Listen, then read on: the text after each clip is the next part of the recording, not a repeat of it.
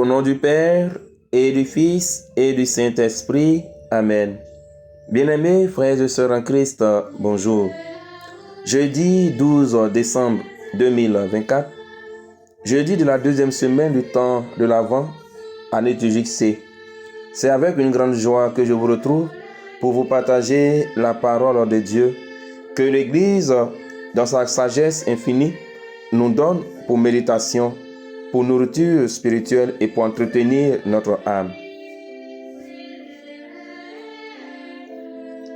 Vienne la rosée sur la terre, naisse l'espérance en nos cœurs, afin que brille dans la nuit la lumière, car bientôt va germer le Sauveur. Alors, au désert, un cri s'élève et qui nous dit, préparez les voies du Seigneur.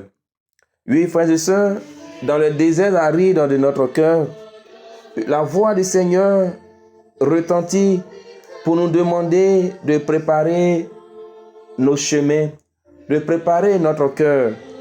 Depuis le début, nous disons que nous devons préparer notre cœur. Oui, frères et sœurs, aujourd'hui, c'est notre cœur que nous devons préparer plutôt que nos maisons. Nous savons décorer nos maisons, nous savons entretenir nos maisons pour accueillir un étranger, pour accueillir un enfant, un nouveau-né. Comment ne pas entretenir, comment ne pas nettoyer notre cœur pour accueillir le Fils de Dieu qui vient dans notre monde, partager avec nous nos souffrances, partager avec nous nos peines, nos difficultés.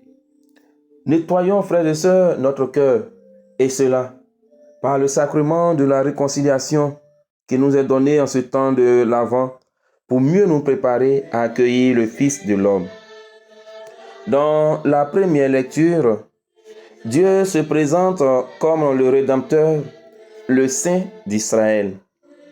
Il annonce qu'il renouvellera en faveur de son peuple, le peuple d'Israël, les merveilles qu'il avait déjà accomplies pour eux pendant le temps de l'Exode.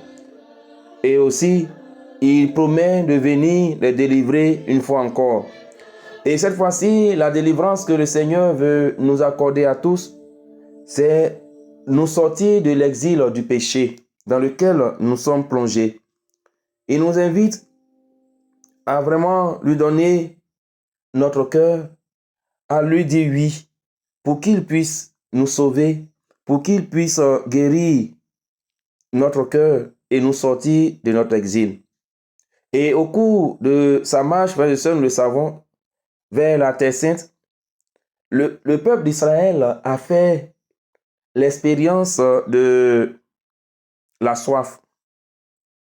Et le Seigneur, ici, nous dit que aussi, il viendra étancher notre soif et transformer les déserts de notre cœur en jardin de délices, en jardin d'amour. Notre soif de lui, le Seigneur viendra pour l'étancher. Dans la page de l'Évangile, Jésus aujourd'hui, après avoir affirmé la grandeur de Jean-Baptiste par rapport aux autres prophètes qui l'ont annoncé, dit cependant que dans le royaume de Dieu, dans le royaume des cieux, il est le plus petit. Et par ailleurs, il présente Jean comme le nouvel Élie, celui qui précède l'apparition ou encore la venue du royaume de Dieu sur terre. Il nous invite à nous abandonner, frères et sœurs, afin que nous puissions accueillir dans l'humilité ce royaume qui vient à nous.